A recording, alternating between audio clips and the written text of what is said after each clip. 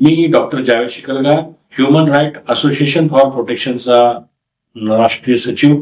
आज या ठिकाणी मी आपल्याला महाराष्ट्र शासनाची जी लोकशाही दिन सुनावणीची जी कन्सेप्ट आहे किंवा संकल्पना आहे की त्याविषयी मी आपल्याला माहिती देणार आहे. ह्या प्रणालीविषयी किंवा ही जी प्रक्रिया आहे याविषयी शासनामध्ये सुद्धा उदाहरण आहे. त्याचबरोबर प्रसार माध्यम आणि सामान्यांना तर ह्याची माहितीच नाही. ज्यावेळी आपल्या तक्रार अर्जावर जे वैयक्तिक तक्रार अर्ज आहेत ते कुठल्याही स्तरावर असू दे, कुठल्याही कार्यक्षेत्रात असू दे, कारण संविधान अंतर्गत जो तालुक्याचा तहसीलदार असतो हा त्या तालुक्याचा एक न्यायाधीश असतो. त्यानंतर जिल्हाधिकारी हा जिल्ह्याचा न्यायाधीश असतो आणि विभागीय आयुक्त हा पूर्ण डिव्हिजनचा म्हणजे त्याच्या अंतर्गत जे 5-6 जिल्हे आहेत त्याचा तो एक न्यायाधीश असतो. रेव्हेन्यू क्षेत्रामध्ये किंवा शासकीय जी कार्यप्रणाली आहे त्याच्यामध्ये त्यांना पूर्ण अधिकार आहे. तर हे माहीत नसल्यामुळे काय होतं, अनेक वेळेला आपल्या अर्जावर कारवाई होत नाही किंवा समक्ष त्याची सुनावणी होत नाही. अनेक वेळा जे अधिकारी सरकारी कर्मचारी हे टाळाटाळ करतात.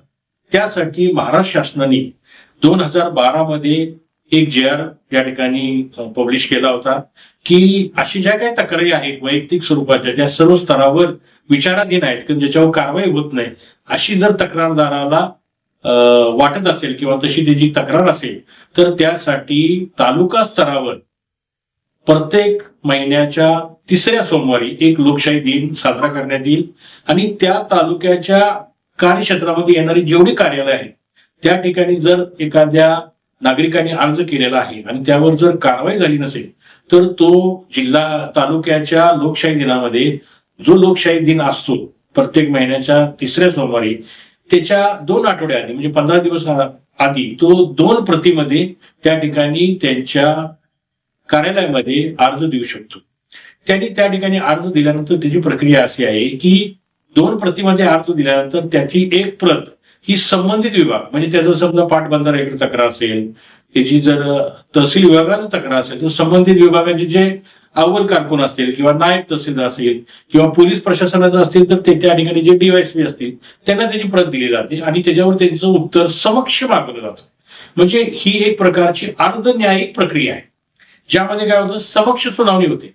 म्हणजे अर्जदार आणि त्या अर्जदाराच्या याच्यावर कारवाई करणारा संबंधित अधिकारी हे समक्ष असतात आणि त्या ठिकाणी उत्तर दिलं जातं. बाबा तक्रारदाराचं काय तक्रार आहे, त्याच्यानंतर तुम्ही त्याच्यावर का कारवाई केली नाही हे समक्ष मान्य तहसीलदार यांच्यासमोर त्यांना उत्तर द्यावं लागतं.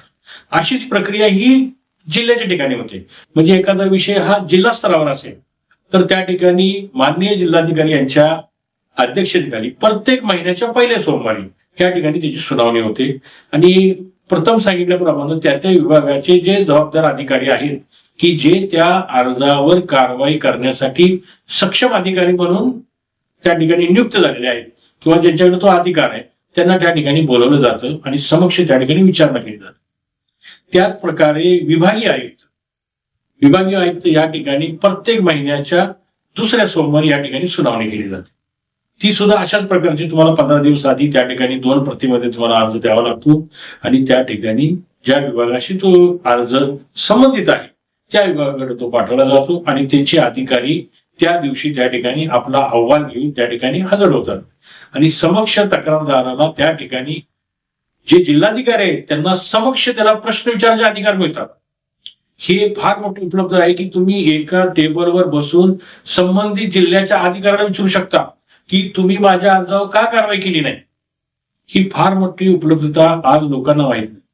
या माध्यमातून संघटनेनी अनेक वेळा या ठिकाणी लोकांमध्ये या ठिकाणी आम्ही प्रोत्साहन केलं लोकांना आणि अनेक जटिल प्रश्न जे कोर्टाच्या माध्यमातून सुद्धा अनेक वर्ष पेंडिंग होते ते सुद्धा या ठिकाणी सुटलेले आहेत.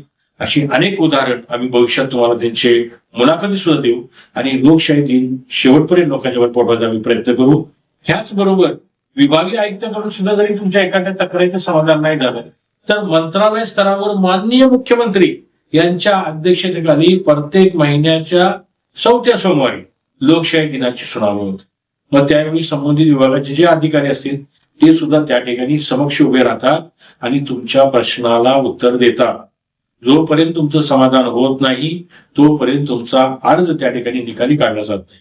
ही फार मोठी उपलब्धता एक अर्धन्यायिक प्रक्रिया लोकांना उपलब्ध करून दिलेली आहे. पण याविषयी लोकांच्या मध्ये माहिती नसल्या कारणाने लोकशाही दिनामध्ये खूप तुरळक अर्ज येतात. कधी कधी तर अशी परिस्थिती निर्माण होते की एक सुद्धा अर्ज या ठिकाणी नसतो. म्हणजे काही समाजामध्ये तक्रारी नाही आहेत.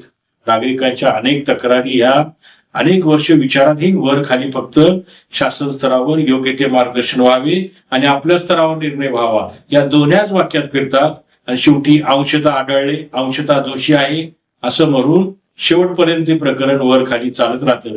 तर अशी अनेक जी प्रकरणं या ठिकाणी विचाराधीन आहेत किंवा पडून आहेत त्याच्यावर कारवाई होत नाही. तर माझी अशी सर्व नागरिकांना विनंती आहे की तुम्ही तुमचे अर्ज लोकशाही दिनामध्ये या ठिकाणी दाखल करा आणि तुम्ही तुमचा हक्काचा न्याय या ठिकाणी मिळवून द्या. यामध्ये तुम्हाला कुठेही अडचणी आली असेल किंवा येत असेल तर तुम्ही निश्चित आमच्या human right association for protection संपर्क करा. आम्ही निश्चित या ठिकाणी तुम्हाला मार्गदर्शन करू आणि जो तो शक्य आहे ते सर्वतोपरी तुम्हाला आम्ही कायदेशीर मार्गदर्शन आणि सहाय्य या ठिकाणी उपलब्ध करून देऊ अशी मी तुम्हाला या ठिकाणी ग्वाही देतो.